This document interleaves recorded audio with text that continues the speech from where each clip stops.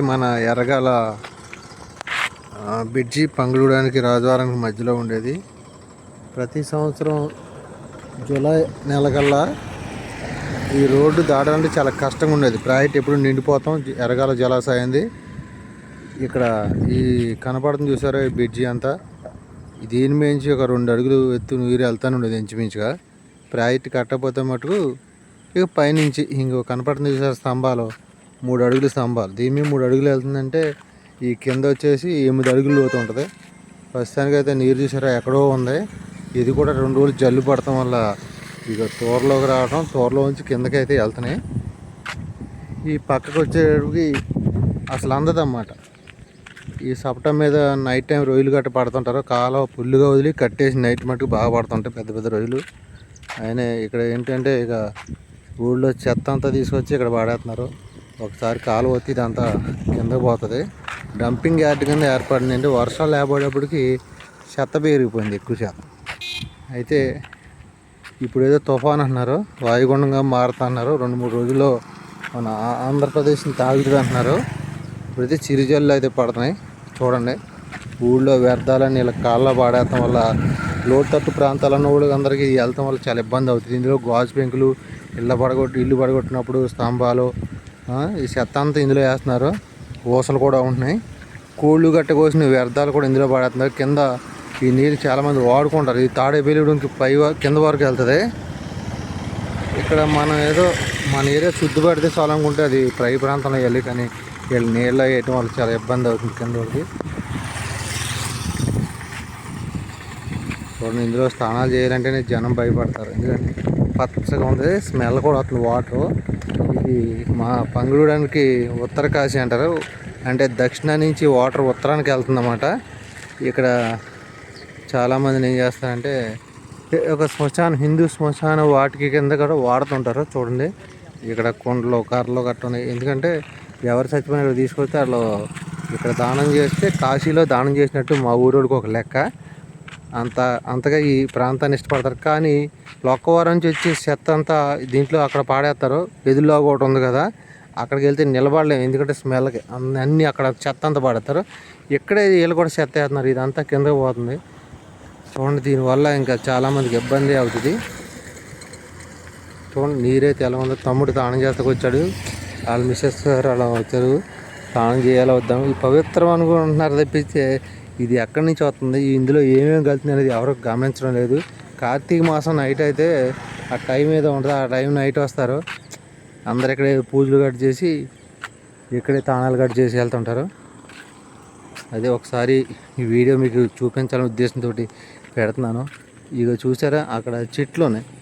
అయ్యో జమ్ము చెట్లు అంట. అందులో పక్షులు గూళ్ళు పెట్టుకున్నాయి. ఫుల్గా కాలం వస్తే జమ్ము చెట్లే ఉండవు. కానీ అక్కడ కూడా ఇలా ఒకసారి చూద్దాం. అక్కడికి వెళ్తాకైతే దారి సరిగ్గా లేదు. అయినా పైనుంచి వెళ్దాం. బందలోంచి అని తప్పనిసరిగా మీకోసం వీడియో చేయాలి కదా, అందుకని మేము వెళ్తున్నాను. నా వీడియోస్ కోసం చాలామంది చూస్తున్నారు, అడిగారు కూడా పెడతలేదేంటని. సరే కొద్దిగా బిజీగా ఉండటం వల్ల పెట్టలేకపోయానని చెప్పాను. ఇప్పుడైతే మీకు చాలా క్లారిటీగా తీసి చూపిస్తాను. తోరలు చూసారా, సప్టకన తోరలన్నీ తుక్కు వేయటం వల్ల అన్నీ క్లోజ్ అయిపోయినాయి. వాటర్ వచ్చినప్పుడు తక్కువ నీరుకే పైకి ఎక్కేస్తూ ఉంటుంది అన్నమాట. ఎందుకంటే చెత్త అంతా పడేస్తారు. పామాయిలకి తోటలో ఆకులు కూడా తీసుకొచ్చి పై వాళ్ళు కాలువలో పడేస్తాం వల్ల ఏం చేస్తుంటే ఇవన్నీ మూసుకుపోతాయి. ఒక మాదిరి వాటర్ వచ్చేప్పటికల్లా ఇది ఫుల్ అయిపోయి పైనుంచి వెళ్తాం మొదలెడుతుంటుంది. చూడండి అక్కడైతే కొద్దిగా ఓపెన్గా ఉంది. ఏంటంటే ఇక్కడ మలుపు ఉంది. ఆ మలుపుకి తాకిద్ది వాటర్ వచ్చి అది ఇలాగ స్పిన్ అయ్యి రివర్స్లో ఇలాగ వచ్చడం వల్ల ఆ 4-5 తోరల మటుకు ఓపెనింగ్లో ఉన్నాయి. ఇప్పుడు మీకు పక్షిగూళ్ళు గురించి చూపిద్దాం. చూడండి బస్సులు కూడా ఈ సపటం నుంచి వెళ్తుంటాయి. గంగవరం, రాజవరం, ఎర్రంపేట, గొల్లగూడెం, రాఘాపురం, ఇంకా ఎదర కూడా ఉంటుంది. చూడండి ఎంత చక్కగా గూళ్ళు అల్లుకున్నాయో. అది ప్రకృతి వాళ్ళకి పక్షులు నేర్పిన గుణపాఠం అది. ఎందుకంటే మానవుల కంట్లో పడితే ఏది ఉండదు. వీలైనంత వరకు వాటిని మసాలా వేసి తినేస్తారు. అయినా నీళ్ళు వారంట పెట్టుకున్నాయి. ఈ వర్షం ఎక్కువైందంటే ఈ గూళ్ళు కూడా కొట్టుకుపోతాయి. చూడండి అందులో గూళ్ళు ఉన్నాయి, పసుపు రంగులో ఉన్నాయి. పిట్టలు అయితే ఏంటో నాకైతే సరిగ్గా తెలీదు. నన్ను చూసి ఎగిరిపోయి చెట్టు మీద పోయి చూసారా అలా పైకి పోతున్నాయి. అది చూడండి, నేను వెనక్కి వెళ్తున్నాను, అది వచ్చేసింది. దాని టైం వేస్ట్ చేస్తాను నాకు ఇష్టం లేదు. ఎందుకంటే ఇక్కడ ఉండటం వల్ల గూడు కట్టుకోలేదు నమ్మకంగా. నేను మళ్ళీ నా కారు దగ్గరికి వెళ్ళిపోతాను పైకి. ఇక్కడే మీకు ఈ చెట్టు కూడా చూపిస్తాను చూడండి. ఈ టచ్ మీ నాట్స్ అని అంట చెట్ల పేరు. మీరు చాలామంది చూసే ఉంటారు, సిటీలో తెలియదు. చూడండి, ఇది టచ్ అయితే క్లోజ్ అయిపోద్ది. అది చూసారా ఎలాగ అంటుకుపోతే మూసుకుపోతుందో. అంటుకుంటే క్లోజ్. చూసారా, టచ్ మీ నాట్ ఏదో ఉంటుంది దీని పేరు. అది అన్నీ క్లోజ్ అయిపోయింది. అది చూసారా ఎండిపోయినట్టు అయిపోయింది. ఇదంతా పచ్చగా ఉంది. చూడండి, ఇంకో కొమ్మ వేస్తాను. కొమ్మ వేసినా క్లోజ్ అవుతుంది. ఈ సిటీలో ఉండవు, సాధారణ పల్లెటూరులో ఉంటాయి. చూడండి, ఆ కొమ్మ వేసినా అదిగో అంత లెక్క మూసుకుపోతుంది. చూడండి, నేను చూడండి ఎలా అంటుకుంటున్నాను. చూసారా, ఈ యొక్క చెట్టు ఏంటంటే జంతువులు వీటిని తింటే, మేకలు గట్ట ఉంటాయి కదా, తినడానికి వచ్చినప్పుడు ఇలా కదిలేటప్పటికల్లా ఏం చేస్తాయంటే ఇలా క్లోజ్ అయిపోతుంది. అప్పుడు ఇక్కడ ఏది లేనట్టుగా ఉంటుంది అన్నమాట. చూసారు కదా, ఇది కూడా ప్రకృతిలో ఒక వింత. చెట్టు దానికి అది క్లోజ్ అవుతుందంటే చాలా గ్రేట్. అది ఇలాంటి చూపిస్తాను, ఇంకా ఉన్నాయి.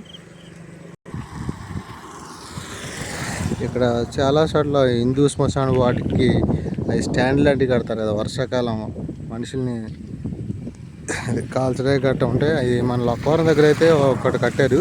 మన పంగుడు ఎర్రగాలం దగ్గర కూడా కడతాకని చెప్పి ఇది గొట్టు పక్కన సదించేశారు. అంతలోకి ఆ యొక్క నిధులు ఆగిపోవడం ఏం జరిగిందో కానీ ఇక్కడైతే ఆపేశారు. ఎప్పటికైనా కడతారు, ఎందుకంటే వర్షం వచ్చిందనుకో ఈ సప్ట ఆ చివరి నుంచి ఈ చివరి వరకు నీరే ఉంటుంది. ఆ పై వరకు కారు కనపడడం చూసారా, అక్కడ వరకు ఎవరైనా చనిపోయారు అనుకో దానం చేస్తాం చాలా కష్టం అవుతుంది. అలా జంగారెడ్డి గట్ట తీసుకెళ్ళి వస్తున్నారు. అలాంటి ఇబ్బందులు ఏం పడకుండా ఉండాలని మన పంగుడూరు గ్రామ పెద్దలు, అలాగే సర్పంచ్ గారు, ఇంకా దానికి సంబంధించిన వాళ్ళు ఇక్కడ ఒకటి ఏర్పాటు చేయాలని ఉద్దేశించారు. అది ఎప్పటికైనా జరుగుద్ది అనుకుంటా, కానీ ప్రస్తుతానికైతే కొద్దిగా ఇబ్బందులు ఉన్నాం. బయటికి తీసుకెళ్తే ఖర్చుతో కూడుకున్న పని, ఊళ్ళో అన్ని వసతులు ఉంటాయి. అందుకని చెప్పి ఇక్కడ చేయాలనే ఉద్దేశంతో నిర్మాణం చేస్తున్నారు. ఎప్పుడన్నా ఈ కాలువ సైడ్కి వచ్చినప్పుడు జాగ్రత్తగా వెళ్ళాలి. సప్టా మీద ఈ దిమ్మ 3 అడుగులు ఉంది కదా, అసలు అడుగున్నర వస్తేనే నడలేం. దిమ్మపై నుంచి వాటర్ వెళ్తుంటాయి. ఈ కింద కానీ తూలి పడిపోనుకోండి, ఇక అంతే తాడేపల్లి కూడా వెళ్ళిపోవాల్సిందే. ఇందంటే ఎవడో మనం రిసీవ్ చేసుకుని ఉండడు. ఆ ఎదరికి వెళ్తే మలుపులు ఉన్నాయి, అన్ని గుణాలు అన్నమాట, పెద్ద పెద్ద గుణాలు. ఇంకో వీడియోలో పూర్తిగా పెడతాను నేను. ఆ ఎదర పెద్ద చేపలు కూడా పడతారు. నేను కూడా వెళ్ళాను, వరకు తెచ్చుకున్నాను. హాయ్ ఫ్రెండ్స్, ఇంత విలువైన సమాచారం మీకు నేను అందించాను అనుకున్నాను. నా యొక్క ఛానల్ సబ్స్క్రైబ్ చేసుకుని లైక్ చేయండి. Okay, good bye.